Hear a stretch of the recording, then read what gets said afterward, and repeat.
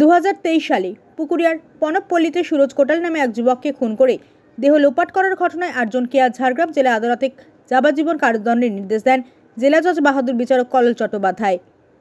2023-এর 14 April পনপল্লীর এক যুবককে খুঁজে পাওয়া যাচ্ছে না বলে পিতা শশধর কোটাল নিখোঁজ অভিযোগ করেন ঝাড়গ্রাম থানায়।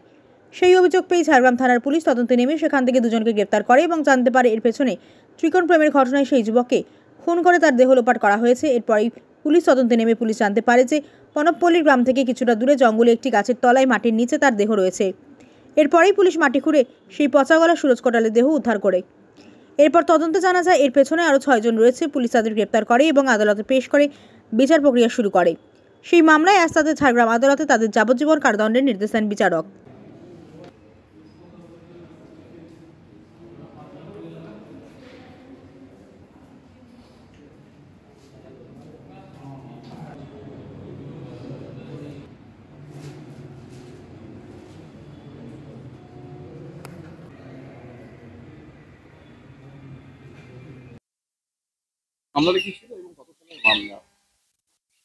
মামলাটা ছিল 104 Jhargram PS case number 104-23 dated 14/4/2023। এটা হয়েছিল গত বছর ইংরেজি 14/4/2023 তারিখে পনপল্লীর সুরজ কোটালকে পাওয়া যাচ্ছিল না বলে তার বাবা শশধর কোটাল ঝাড়গ্রাম থানায় একটি অভিযোগ দায়ের করে। সেই অভিযোগের ভিত্তিতে তদন্ত করতে করতে পুলিশ 30/4/2023 তারিখে পনপল্লীরই দুজনকে অ্যারেস্ট করে, সঞ্জয় কোটাল এবং দুগা ভুক্তা।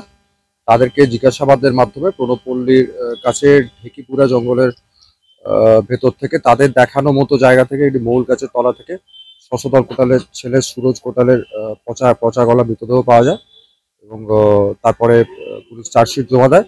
সেই চার্জশিট জমা দেওয়ার পর মোট 8 জনকে অভিযুক্ত করে চার্জশিট জমা দেয় পুলিশ। চার্জশিট জমা দেওয়ার পর গত 1/8/2024 থেকে বিচার শুরু হয়। ফাইনালি 6 মাসের মধ্যেই বিচার শেষ হয়ে গিয়ে তার সাজাও ঘোষণা হয়ে যায়। সাজাতে গত 15/2/2025 তারিখে ঝাড়গ্রাম ওনাদেরকে এই 8 জনের প্রত্যেককেই দোষী সাব্যস্ত করেন এবং আজকে সাজা শোনান। ভারতীয় দণ্ডবিধি আইনের 302 ধারা, 364 ধারা এবং 201 ধারায় তাদের প্রত্যেকটি সাজাই একসঙ্গে চলবে এবং তাদের যাবজ্জীবন কারাদণ্ড আছে।